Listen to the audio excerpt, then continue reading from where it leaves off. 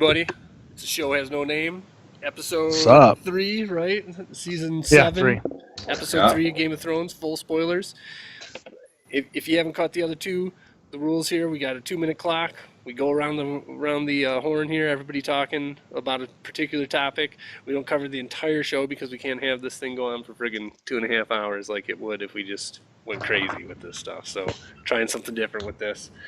This week's topics are Dragonstone, King's Landing, and then a mix of Casterly Rock, Highgarden for the third one. So, real quick introductions. I'm Nate. Corey. I'm Jeff. Casey. Jimmy. As usual, I'll put everybody's Twitter handles underneath. Check our stuff out. I'll put our links to our stuff in the description. Everybody here does something on the internet, and we all like to stick our faces out there and make fools of ourselves. So check out all our stuff. We really appreciate it. So yeah, we'll kick it off. You guys mind if I kick it off this time? Go ahead. Last time I passed it off. Let me get my timer up here. Hold on. And timer, and not 3 minutes, 2 minutes. All right, so topic 1, Dragonstone. So much happened. I feel like because I'm going first, I'm kind of the guinea pig here. I just want to make sure I don't miss anything. So first of all, Jon Snow arrives. Wow, that happened quick. We're really moving now in the story. He had a nice reunion with Tyrion. Saw the dragons for the first time. We also saw Melisandre and Varys have a discussion where it seems like she's a little, she's aware of her, I don't want to say sins, but her bad decisions in the past, and her gift to the world is getting Jon and Dany together. Then we had the scene of the week, to my mind, was when Jon walked into Dany's chamber and the two of them going back and forth, and it was just so great. They both had great speech after great speech in that moment. Really I don't know, interesting that he's asking for help and refusing to acknowledge that she's queen over and over again. After that, we cut away, came back, and then Tyrion and Jon got to have a nice kind of get together on the beach, the brooding conversation. Just so great. Those two actors now, we've been following them for so long that it's just so much fun to see all this stuff come together. Obviously, Tyrion asked Jon, what can he do to help? Because he realizes that Jon isn't full of shit, even if he's talking nonsense. And, and then he goes back and convinces Daenerys to let him mine the rock, which is strange because, again, everybody's looking at him like he's a crazy man coming in there. The one last thing, because I'm running out of time, is Dany talking about flying the dragons and running and wrecking shop over on the Navy side of things, and everybody telling her no. At some point, with all this stuff not working, she's going to stop listening to these people, get pissed off. All right, Corey. Okay. Yeah. Yeah. The pace of this is crazy this season. That's for sure. I mean, Jon's instantly there. I mean, Bran's instantly at Winterfell. I mean, it seems like in the previous seasons there'd be episodes of their journeys and things along the way. And it's kind of almost feels too rushed. I like that it's all getting done, but at the same time, it's kind of blowing me away because I'm used to it moving so slow. But I like it. Yeah, it was awesome entrance in. Jon got to see the dragons. I was kind of hoping there'd be something more with the dragons meeting him, since he is Targaryen, and I was hoping they might recognize him or be cool with him or something, but they just scared the shit out of him and made him hit the ground. So it was funny. I was hoping they'd be cool with him or something to show his blood, but that didn't happen. Yeah, it was great. I love the introduction with all of Daenerys's titles, and then this is Jon Snow. So, Yeah, pretty much. He's king of the North. So that was awesome. It it's. I figured he wouldn't bend the knee. I hate to see him fight. I was hoping they'd get along, but I mean, you kind of saw that this wouldn't go perfectly right away. But yeah, great to see him and Tyrion hanging out, talking about pissing off the wall again, and it's just yeah, it's good. Yeah, it's weird that she won't let him leave. We'll see how he gets out of there. I think when she said he could mine and she's going to help him, I think she will. Yeah. Yeah, I got that too. Jeff, you're up. I muted myself. Fuck. Yep. So yeah, I mean, it is moving quickly, and I'm glad because other episodes, other seasons, it was more like The Hobbit. They're just fucking walking everywhere and riding horses, and this is good. I did like the meeting with Tyrion, and you can see the stubbornness of the North. Daenerys is real strong, but she's not used to having that type of stubborn, strong male character talk back to her and say, I'm not going to bend the knee. One, I'm not a Stark, so that vow that was made by my ancestors means shit to me. But Jon he's trying so hard to get them to believe about the White Walkers that he doesn't care about the war that's going on in King's Landing. And that's all he's focused on because he knows it's more important. I thought it was interesting that Varys and Melisandre's conversation, where Melisandre tells Varys that she'll be back to Westeros because they're both supposed to die in Westeros. I thought that was kind of interesting that she brought that up. I'm curious to know why I think she feels guilty for bringing Jon back in some ways, that he resents her doing that, and that's probably what she was alluding to. And at the end, when Tyrion finally has to slap Jon and say, "This is what you need to do to get help. Do it this way," and he's even you should just ask people. And he's like, "Okay." Then he walks away and he's like, "No, I just said ask me a fucking question," and it took him a while to get it through his head. But when he talks to Daenerys, I kind of sense that you can sit there and see Daenerys sort of looking at Jon a different way, like, what's up with this guy? So I think that I was thinking of Casey's prediction from our first episode about what could happen with Jon sacrificing Daenerys. And I think that they're sort of seeding that early on. It's too early to tell.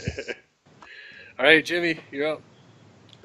All right, so my favorite thing, of course, is that Jon he doesn't care.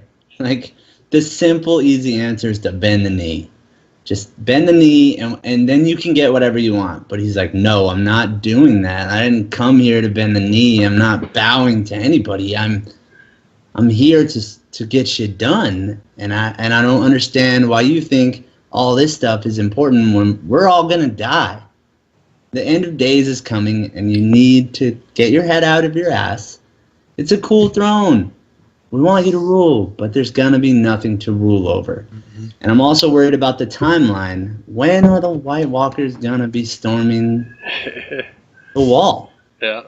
I wish that I could just see them on a map ticking closer every time that we watch a show so that I could get an idea of how important the conversation is. And then I think it's really interesting that Melisandre talks so highly of Jon and then is hiding. She wants to do one last good thing, which is great, and then she doesn't want to take credit for it. She's like, listen, I did this, I set everything up for you, this is the way, but I can't be here to be in the spoils. It's just that's not how it's gonna go. And then I also think that there's going to be a catch. Jon's going to mine the dragon glass, and then Daenerys is going to be like, okay, you got what you wanted. Now, sure. It's either going to be bend the knee, or you're going to do this for me. It's like the wise freaking gangster, I'm going to do you this solid. But one day, I'm going to ask you for something, and you're not going to be able to refuse it. So it's interesting to see where Daenerys is going to come at him when he wants to leave. All right. Casey? Yeah, so the episode starts and has much of the content coming from Dragonstone. I mean, obviously, I was excited to see John and Danny 7 seasons in, and 2 of the biggest characters still haven't met. We finally get to see them meet, which is great. John not backing down an inch, her expecting him to just fall apart at the sight of her, you know, like every other guy does, just drooling over himself. And he just couldn't care less. I mean, he might as well be a eunuch with how much attention he gives the opposite sex. Just so fucking stuck on the Night King. And if you saw what he saw, they would be too. But it's just great seeing her be kind of perplexed by him and like, why is he like mumbling on about this weird shit that's like obviously a fairy tale? It's not true.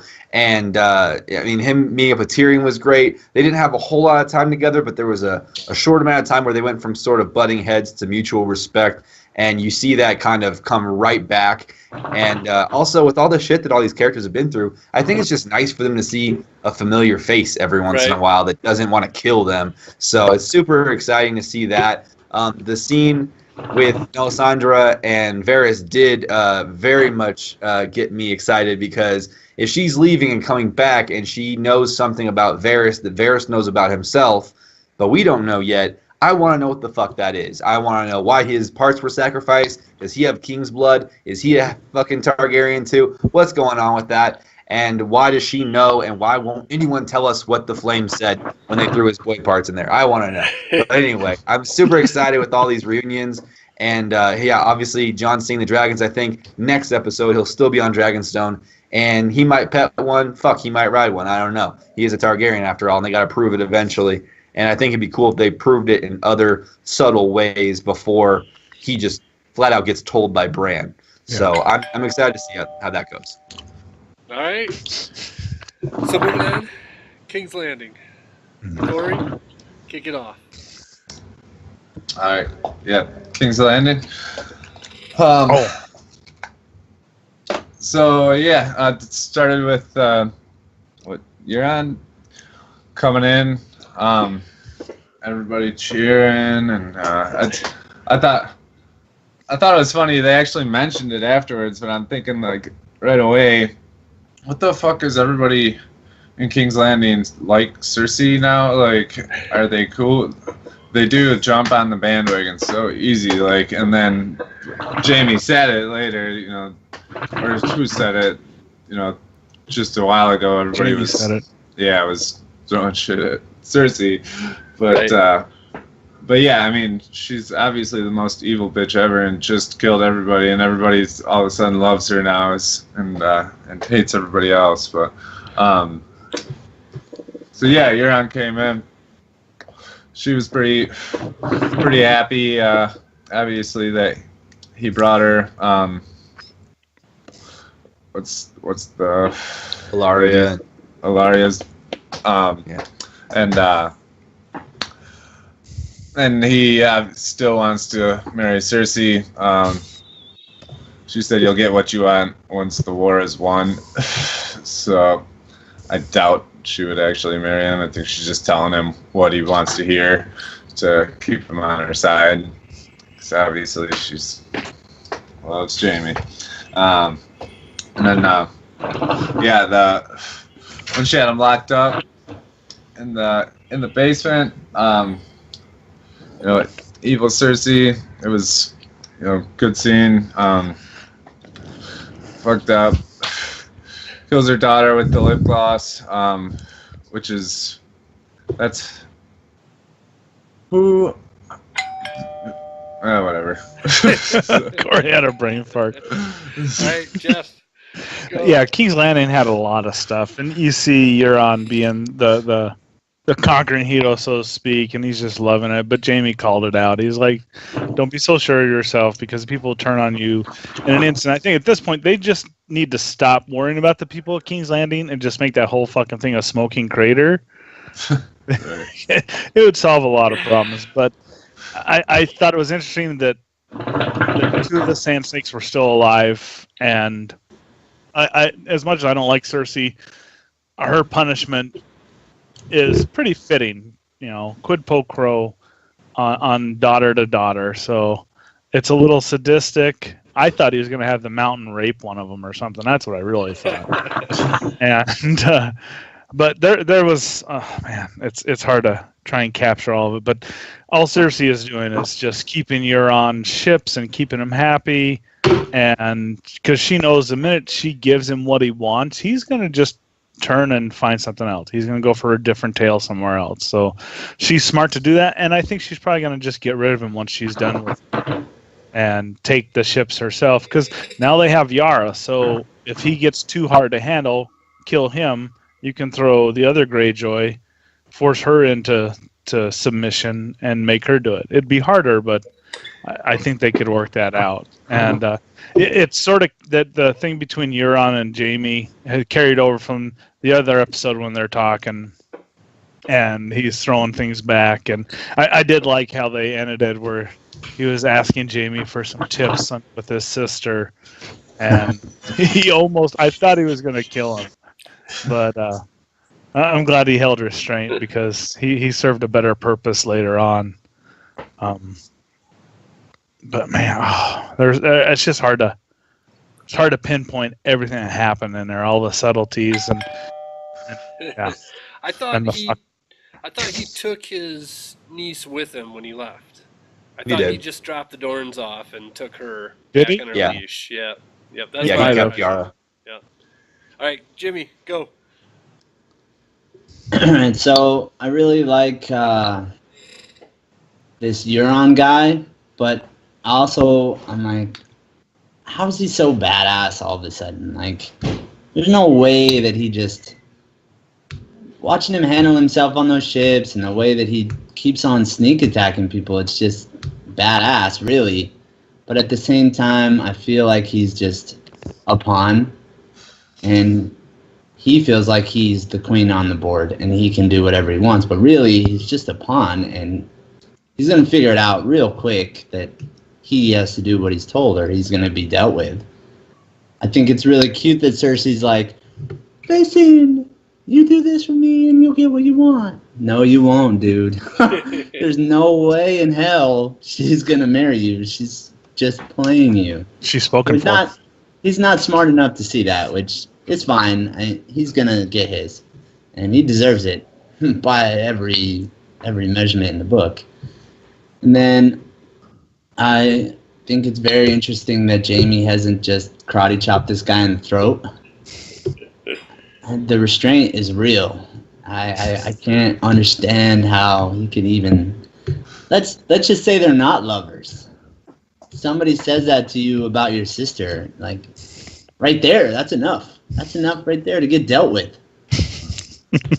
It's double time for Jaime, and he still didn't do a thing, which kind of makes me lose respect for Jaime. I understand that he sees the big picture, but he didn't handle it. He let this guy kind of walk on him. What's going to happen? If he checks this guy, what's going to happen to him? Nothing. Everyone's going to be like, well, you should have kept your mouth shut. But instead, he just lets him walk on him, and it kind of degrades Jaime. And he lets himself get degraded. All right, Casey. Yeah, I mean, I love the King's Landing scenes. Obviously, Euron comes to show Cersei his prize, his present. And I love the part in the streets where everyone's cheering for him. And I think, like they totally did just, they're following the strength. And obviously, yeah, Cersei's crazy, but you have foreign invaders. And it's like, do you trust the devil against the devil you don't know? I think that's what they're doing. But the coolest part for me was Euron, like, saying to Yara, hey, they fucking love me. They love a Greyjoy. Because Greyjoys are always shit on, like, by everyone. Like, they're like the total like rejects of the Seven Kingdoms, so they're barely a kingdom at all. So seeing him get that like instant respect obviously was super cool.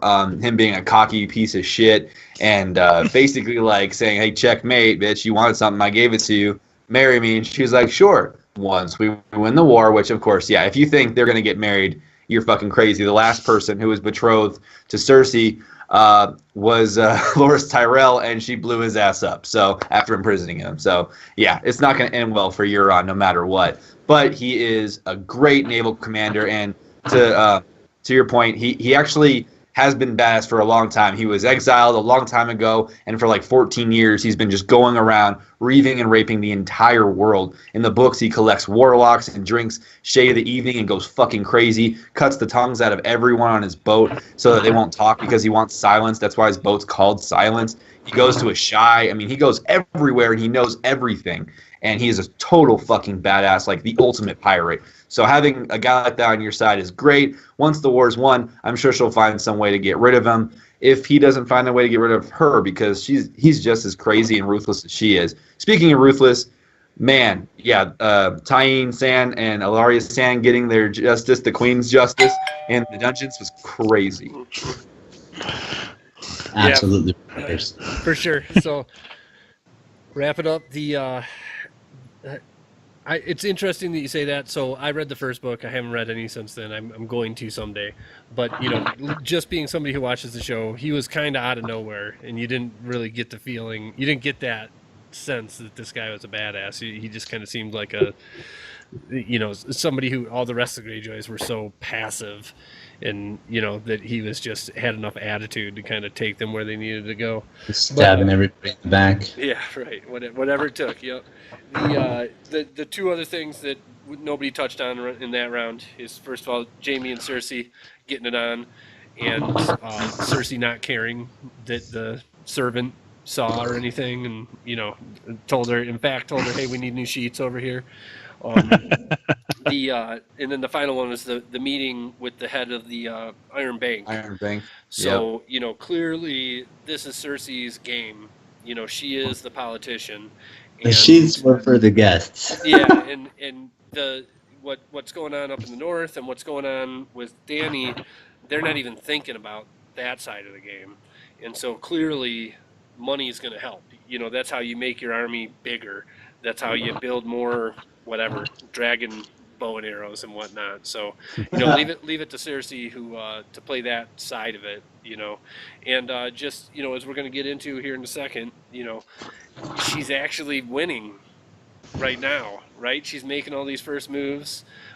Nobody is fighting her back yet, and everywhere she goes, she's got the upper hand so far. So interesting. We'll see kind of how long it takes for her to feel the wrath of some dragons here at some point, or if it's just until the White Walkers come down or whatever.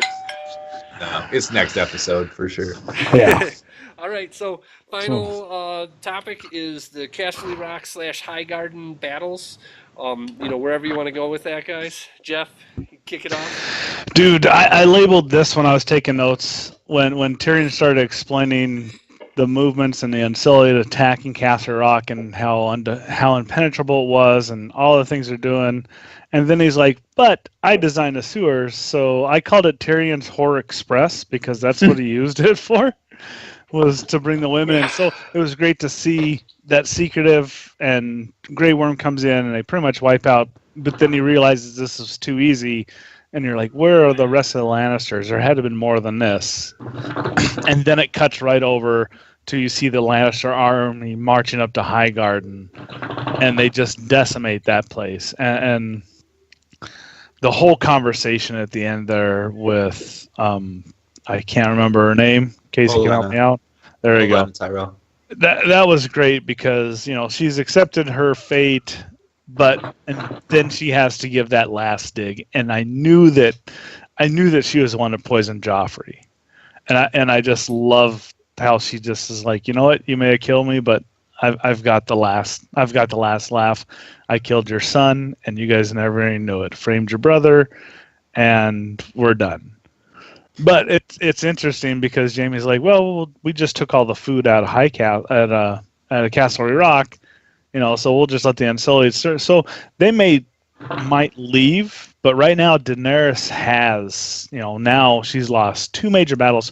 Plus Euron swooped into the bay behind Casterly Rock, wiped out all the ships. So the Unsullied now have to march all the way back across Westeros to get to Dragonstone, and Dragonstone's on the other side of King's Landing. So they're kind of fucked in a way.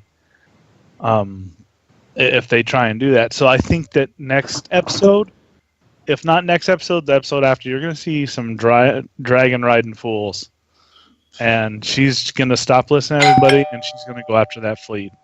All right, Jimmy. All right, so I was one of the scenes I saw one of the Unsullied die, and for some reason I thought Grey Worm, like right off the bat. I was like, no. Then we saw him, of course, and it was okay, but that really like struck me hard. I was like, fuck, no. And then I was super confused. I had no idea of Jaime's plan. Like normally I can predict what's gonna happen and I kind of guess the plan, but Jaime completely decimated me on this one. I'm like, what the hell happened? They took it way too easily, and then all of a sudden it was like Jaime had the upper hand. And also, I really love, one of my favorite characters in this entire show is Bronn, and he was at the front of the army with Jaime. Oh yeah, I saw Bronn. Jaime does not go into battle without that guy, because he is, besides Brienne of Tar, he is the most badass sword fighter in the entire show. Like, even if he gets outclassed, he never loses. He's just witty. He's never scared. He's the one that said, "Give me 10 good men and I'll impregnate this bitch." He's the one that told Tyrion that. And he's just up here, man. He's the one you want on your side. You bring him with you every time. And Jaime knows that. Jaime's literally learning everything he needs to know and becoming a great war commander. And then I also love that Lady Tyrell went out like a G. If Jaime knew that, he would have made sure she got dragged through the streets. He would never give her that out. If he knew that she killed his son, no way poison's involved. He would have dragged that bitch through the street and made sure that she died the slowest, painful death of all time. All right, Casey. Yeah, so I mean, the whole coup that we think was a great idea last episode with Tyrion saying they're going to starve out King's Landing and then go around and take Casterly Rock so the Lannisters have nowhere to run. Obviously, the Lannisters know how another Lannister thinks, and somehow Tyrion got outsmarted by his brother and sister, and they said in the description of the episode that Jaime learns from his mistakes, and he mentions that when he was fighting Robb Stark that they did the same thing to the Lannister army. They made it look like there was going to be a big battle, and they sacrificed 1,000 or 2,000 men, but they actually attacked somewhere else, and that's when they captured Jaime, Yep. Whispering Wood. And it's so crazy to see that callback. So crazy to see the shock and awe in Grey Worm's face. I mean, they have this great plan, the sewers, and we all kind of saw this coming if you remember him talking about designing the sewers, and then it's all fucked. All the food is gone. Most of the soldiers are gone. They're stuck there between Casterly Rock and a hard place. Trademark. And Euron is just fucking them in the ass, taking all their ships, and then you see the Tarleys and the Lannisters they just clean house, take out the Tyrells and all that food, all that gold. They're going to pay their bank back if they get back in time with the gold. I don't know if that'll happen. I'm pretty sure it won't. But, yeah, some shit's coming. And I think next episode we're going to see Dany take, rest in peace, Olenna Tyrell's words to heart, be a fucking dragon. No more smart plans. She's going to come in there with her whole Khalasar of Dothraki, her dragon, and she's going to fuck that whole armada of people coming across a whole caravan of wealth, and they're just gonna get decimated. I'm pretty sure. But I loved it. I loved all the smart. I mean, it's very rare when they can really make you go, "What the fuck?" And no one really major died until the end. But that was sort of more of a sympathy death. And yeah, her saying that. I wanted her to say though that Littlefinger was also part of killing Joffrey, and she didn't, which pissed me off. But whatever. Yeah, because All right. I was saying she didn't kill him. She was a part of a scheme. Yeah, right. Everybody schemed, so Everybody everybody's schemes. a part of the death. Yep. Really. Yeah. So, the way that I put it is in the attack on Casterly Rock, is I said it's a great A-team sequence. So they totally did the A-team, like, okay, here's what we're gonna do, and then narrated over top of it and whatnot. Like that cracks me off that they did that. That's And good. yeah, and really cool that the first part of it was like, this is what we're gonna do. No, we're not gonna do that. That's a shitty plan. And went back into it. Yeah, let's see, just really I liked also that the battle at Highgarden, how it was an old school Game of Thrones battle. You know, we're seeing all these epic, crazy scenes now that they didn't have the money to make back in the first couple seasons. And I remember the first time when what we were talking about when the Starks took Jaime, that was them in the woods with their wolves about to go down, and then cuts to black, and I was like, oh no, I want to see it, sort of thing. And now it's funny that we see so much shit that I don't even care. I'm like, oh, okay, kind of cool. They mopped up. We don't need to see them just coming through wrecking shop. So I thought that was interesting. I also just thought that it was fun to watch Lady Tyrell actually get Jaime get in his head a little bit about Cersei. She was genuinely like, I feel bad for you because it's so clear that you're in love with her, and it's blinding you from the fact that she's a friggin' monster. And I feel like Jaime's whole journey throughout this whole story has been one of him kind of doing self-discovery, and his whole thing with Brienne, and just it seems, in the fact that he let a Tyrion go, he's in general, he makes good decisions that are the right decisions. And it's just that Cersei's got him for whatever reason. It's interesting to kind of see him kind of ponder that and think about it. He wasn't arguing too much. All right, Corey, Yeah. bring it home. Yeah. All right.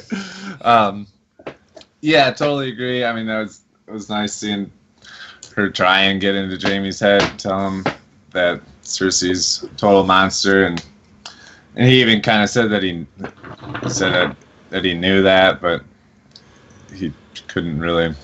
He loved her or whatever. It's great to see her have the last words. Just sucks that Cersei's winning right now, for sure. I mean, it's nobody wants to see that. Obviously, it can't end with her winning. I mean, it just can't, right? I mean, she's the total bitch. That would be such a bummer. So, but surprising, yeah. I mean, just like everybody said, that nobody saw that coming with them, taking Castle Rock and just having it be a setup, and then Jaime taking Highgarden. Cersei said they would get the money, and it looks like they probably will, or they had a good plan to do it. So, yeah, hopefully Daenerys comes in and wipes them out with the dragons for sure. I mean, because right now she's in trouble. I mean, she's got the unsullied.